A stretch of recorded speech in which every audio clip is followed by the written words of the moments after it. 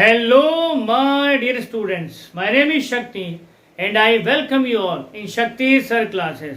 In today's class, we will learn how to frame the interrogative sentence of the present indefinite. If you are new on our channel and if you like the video, subscribe the channel and press the bell icon so that you can get the notifications of our videos firstly. So how to frame the sentences of present indefinite से interrogative manner. चलिए शुरू करते हैं. तो ये रहा हमारा formula, ये रहे हमारे सब्जेक्ट्स और वो रही हमारी वर्ब जिन पर हमको सेंटेंस को फ्रेम करना है. पहले फॉर्मूला देख लेते हैं. सबसे पहले है डू और डज, क्योंकि इंटरोगेटिव का मतलब होता है क्या से सेंटेंस की शुरुआत करना. मैंने प्रीवियस क्लास के अंदर ही बड़े अच्छे से एक्सप्लेन कर दिया था कि सेंटेंस की स्टार्टिंग में ही अगर क्या लग जाता है, सेंटेंस की स्टार्टिंग में ही अगर क्या लग जाता है तो हमको उस सेंटेंस के अंदर अलग से व्हाट यूज करने की नीड नहीं है. जो हेल्पिंग वर्ब सेंटेंस के अंदर दी हुई है, अब वही हेल्पिंग वर्ब जो है व्हाट का भी काम करेगी, वो क्या वर्ड को भी सिंबलाइज करेगी. तो इसमें ज्यादा आप दिमाग पर लोड ना डालें, दिमाग पर ज्यादा जोर ना डालें. बहुत अच्छे से अभी तक आपको सब कुछ समझ में आ रहा है, तो उसी फ्लो के साथ में समझते रहिए. बस इतना सा ध्यान रखिए कि अगर क्या जो शब्द है सेंटेंस के स्टार्ट में आ रहा है तो हमको वहां पर हेल्पिंग वर्ब लगा देनी है. लेकिन अगर यही क्या शब्द किसी सेंटेंस के मिड में आ रहा है तो फिर हमको ज्यादा लोड नहीं लेना. ये रहा हमारा इंटरोगेटिव का फॉर्मूला. अगर वही क्या शब्द सेंटेंस के कहीं बीच में आ रहा है तो हमको यहाँ पर व्हाट लिख देना है और इंटरोगेटिव का formula as it is apply कर देना है. That's it. लोड लेने की आपको नीड है ही नहीं, दिमाग पर प्रेशर डालने की कोई आवश्यकता ही नहीं है. बस आप सेंटेंस फ्रेम करते चलिए पूरे विश्वास से, पूरे कॉन्फिडेंस से, और टेंशन लेने की नीड नहीं है. मैं हूं, टेंशन लेने की नीड है ही नहीं. मैं अपने 20 साल के तजुर्बे को आपको दूंगा और आप देखेंगे कि आप अंग्रेजी यूं बोलना शुरू कर देंगे. चलिए स्टार्ट करते हैं. तो इंटरोगेटिव सेगमेंट है हमारे पास में. ये रहा फॉर्मूला. तो सबसे पहले फॉर्मूला हम थोड़ा सा गौर से देख लेते हैं. डू सबसे पहले दिया गया है, डू और डज. जैसा हम पहले ही ब्रीफ कर चुके हैं, डू का इस्तेमाल हमको करना है प्लूरल सब्जेक्ट के साथ में. प्लूरल सब्जेक्ट कौन से होते हैं ये मैंने प्रीवियस क्लास में बता दिया था, लगभग हर क्लास में बताता हूं, तो आई डोंट थिंक कि दोबारा इसको बताने की कोई नीड है. तो डू का इस्तेमाल करना है हमको प्लूरल सब्जेक्ट के साथ में. डज का इस्तेमाल करना है हमको सिंगुलर सब्जेक्ट के साथ में. फिर सब्जेक्ट आ ही जाएगा इसके बाद में. फिर वही मेन वर्ब की फर्स्ट फॉर्म लगानी है, फिर प्रीपोजिशन और लास्ट में ऑब्जेक्ट. प्रीपोजिशन अगर सेंटेंस में नीडेड है, अगर सेंटेंस में नीडेड है और अगर उसकी रिक्वायरमेंट है तो लगा देना है, और अगर उसकी नीड नहीं है तो इसको जबरदस्ती या घुसेड़ने की कोई आवश्यकता नहीं है. प्रेजेंट इंडेफिनिट टेंस के पार्ट 1 में जिसकी पहचान हे, हो और हूं थी, उस वाले सेगमेंट में बिना प्रीपोजिशन के सेंटेंस बन ही नहीं सकता था. लेकिन जैसे ही हम प्रेजेंट इंडेफिनिट के पार्ट 2 में और आगे के सेगमेंट्स में आगे बढ़ते हैं तो सिंपल सा फंडा ये है कि प्रीपोजिशन वर्ड जहां पर नीडेड है वहां पर लगा दीजिए, और जहां पर इसकी नीड नहीं है वहां पर जबरदस्ती लगाने की आवश्यकता नहीं है. तो this was the basic formula. अब सब्जेक्ट हमारे पास में है आई और हम वर्ब लेंगे रन. तो हमको इस सेंटेंस को फ्रेम करना है प्रश्न पूछते हुए, यानी इंटरोगेटिव मैनर के अंदर. तो चलिए मैं एक सेंटेंस फ्रेम करके देख लेता हूं, आप भी ध्यान से देखिएगा. तो सेंटेंस बना क्या मैं खेत में, क्या मैं खेत में, क्या मैं खेत में, क्या मैं खेत में भागता हूं, क्या मैं खेत में भागता हूं. और हमने हिंदी लिख करके यहां पर लगा दिया question mark. So this is the basic sentence of interrogative manner of present indefinite. चलिए इसको फ्रेम कर लेते हैं. तो सबसे पहले हमको लगाना है क्या. अब पहले ध्यान दीजिए, ये जो सब्जेक्ट है ये है मैं, ये है हमारा फर्स्ट पर्सन और फर्स्ट पर्सन हमेशा जो है प्लूरल सब्जेक्ट की तरह ही इस्तेमाल होता है।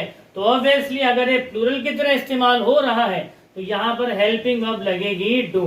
तो सेंटेंस बनेगा डू फिर आई। डू हमने लगा ही दिया है क्योंकि प्लूरल सब्जेक्ट के साथ में आता है ये, और उसके बाद में सब्जेक्ट अकॉर्डिंग फॉर्मूला ये हमने लगा ही दिया है। फिर लगानी है मेन वर्ब की फर्स्ट फॉर्म। मेन वर्ब क्या है? ये रही भागता हूँ। वर्ब कहाँ है? भागता हूँ। तो यहाँ पर अब हम भागता की स्पेलिंग लिखेंगे रन। तो हम भागता की स्पेलिंग लिख देंगे RUN। यहाँ तक हमारा सेंटेंस हो गया। अब फॉर्मूले के अंदर है प्रीपोजिशन। तो अब यहाँ पर आप गौर से देखिए, इस सेंटेंस के अंदर प्रीपोजिशन के बगैर हिंदी बन ही नहीं सकती। और ठीक ऐसे ही अगर मैं इस इंग्लिश के अंदर इस प्रीपोजिशन वर्ड को ऐड ना करूं तो वहां पर भी फ्रेम नहीं होगा। तो सिंपल सा लॉजिक है, जहां पर नीडेड है वहां लगाना है इसको, और जहां नीड नहीं है वहां पर प्रीपोजिशन वर्ड को स्किप करना है। तो आगे सेंटेंस बढ़ा, डू आई रन, प्रीपोजिशन लगाई मैंने in. Do I run in farm. Do I run in farm, that's it. यहाँ पर क्वेश्चन मार्क लगा करके हमको जो है सेंटेंस को एंड कर देना है, बस इतना सा ही है। Do I run in farm. अब इसी को जो है हम अदर 9 सब्जेक्ट के साथ में प्रैक्टिस करते हैं। ध्यान दीजिए, एक बार अगर आपने रिटन का मोमेंटम पकड़ लिया तो उसी मोमेंटम से आपकी स्पोकन की स्पीड इतनी जबरदस्त तरीके से और इतनी जल्दी आएगी। और मैं आपसे बार बार कह रहा हूं, आपको रिटन की और स्पोकन की जो प्रैक्टिस है वो इन 9 सब्जेक्ट्स पर एक साथ करनी है। जब आप एक साथ इनको इस्तेमाल करोगे, एक बार, बार बार, हर बार, लगातार, तो इनके जो वेरिएशन है वो आपके दिमाग में ऐसे छप जाएंगे कि जैसे पत्थर पर लकीर जब पड़ जाती है तो पत्थर भले ही टूट करके अलग हो जाए लेकिन लकीर कभी मिटती नहीं है। ठीक वैसे ही आपके दिमाग में जब एक बार ये फॉर्मूले छप गए तो मार्क माई वर्ड, ये दोबारा आपके दिमाग से कभी निकल नहीं पाएंगे। तो प्रैक्टिस हमको ऐसे ही करनी है। तो हमने पहला सब्जेक्ट ले लिया आई। अब हमको जो है दूसरे सब्जेक्ट के साथ वी के साथ सेम सेंटेंस को फ्रेम करना है। तो सेंटेंस बनेगा do we run in farm. Do we run in farm. Do we के बाद में अगला सब्जेक्ट है यू। तो सेंटेंस बनेगा do you run in farm. Do you run in farm. अगला सेंटेंस बनेगा दे पे। तो सेंटेंस बनेगा डू दे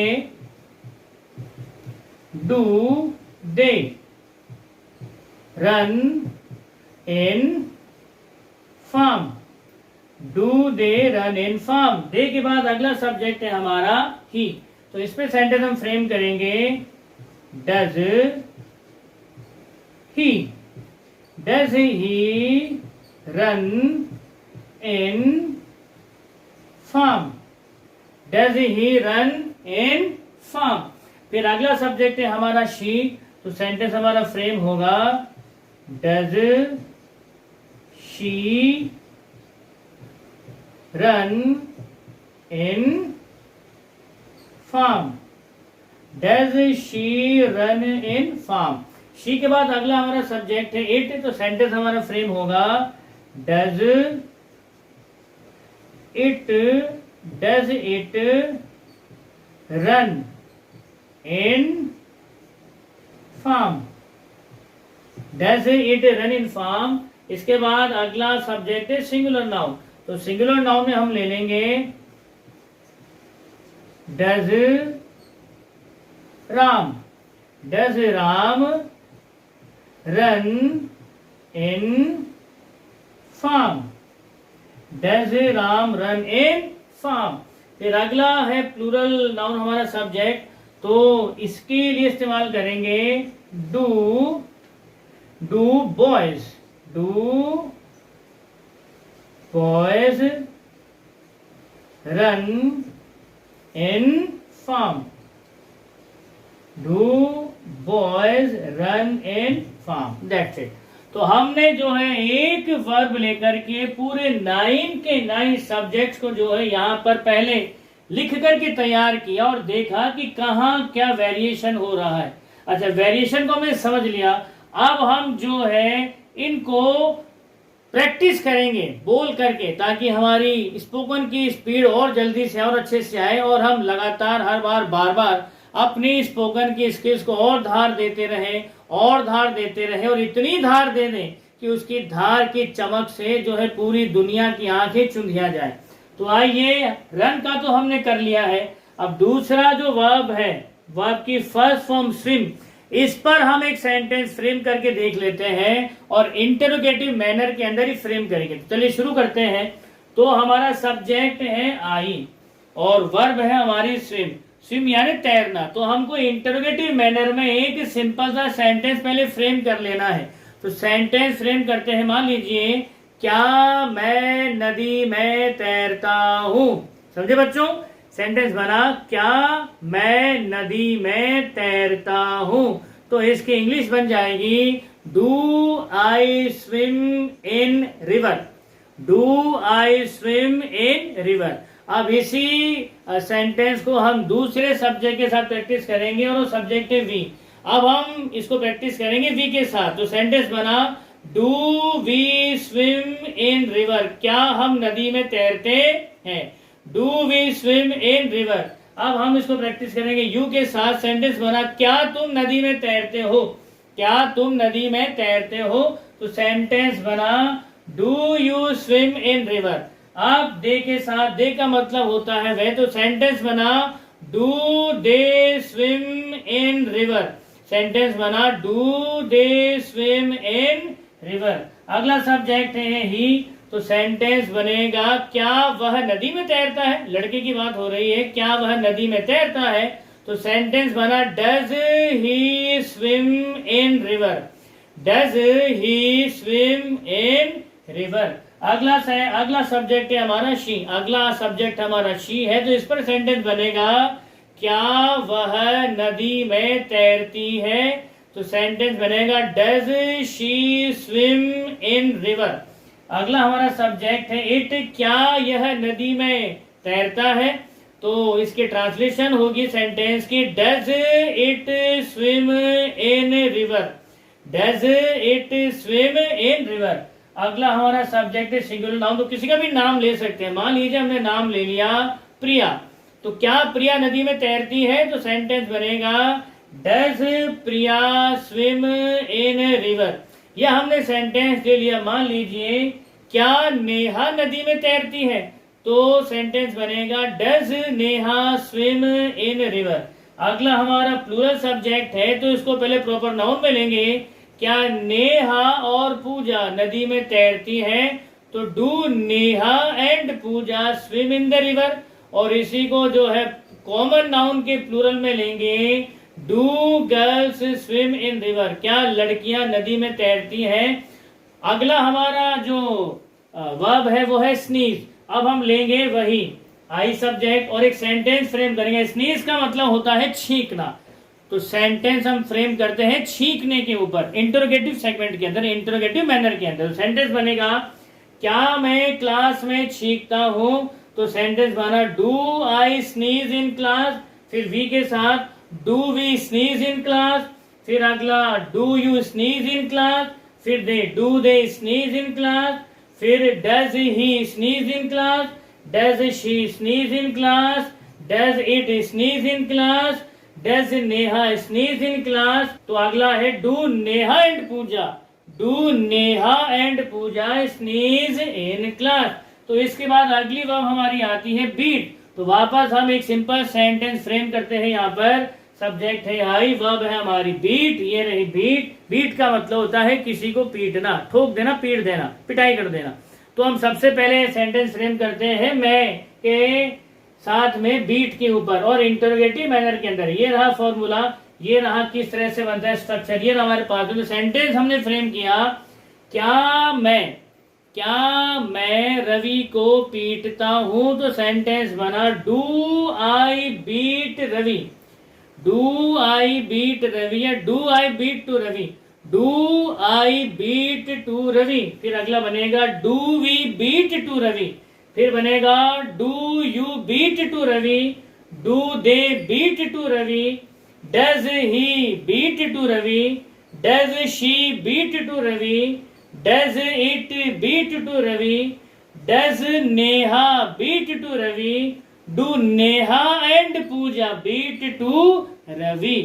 तो ये था अगला सेगमेंट। अब हम एक वर्ब और रह गई है, उससे भी थोड़ी सी प्रिपरेशन कर लेते हैं स्पोकन की। तो अब है कुक, COO के कुक। कुक का मतलब होता है पकाना। तो चलिए इसको भी ले लेते हैं। तो कुक ये रहा, सब्जेक्ट हमारा ये रहा आई। तो अब हम इस आई के साथ में फ्रेम करेंगे एक सेंटेंस कुक के ऊपर। तो सेंटेंस बना, क्या मैं खाना पकाता हूँ, डू आई कुक फूड। फिर इसी को वी में लेंगे, क्या हम खाना पकाते हैं, डू वी कुक फूड। फिर हम, क्या तुम खाना पकाते हो, डू यू कुक फूड। फिर क्या वे खाना पकाते हैं, डू दे कुक फूड। फिर क्या वह खाना पकाता है, डज ही कुक फूड। फिर शी, क्या वह खाना पकाती है, does she cook food.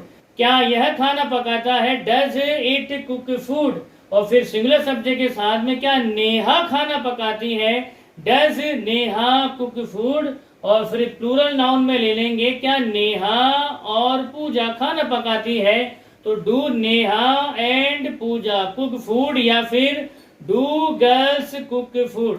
So in this one way, as I had told you, in this one way you have to practice these sentences day by day, bit by bit, piece by piece, and every single part, every single technical part, every single practical part has to be mastered by you.